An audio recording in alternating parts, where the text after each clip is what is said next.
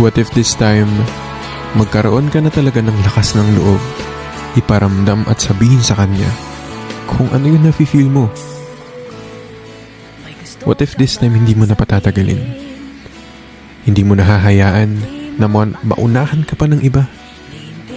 Kung pwede lang bumalik sa dati, no? Kung pwede lang noon pa, pinaramdam mo na gusto mo siya. E di sana, hindi mo ngayon nakikita na kasama niya yung kaibigan mo.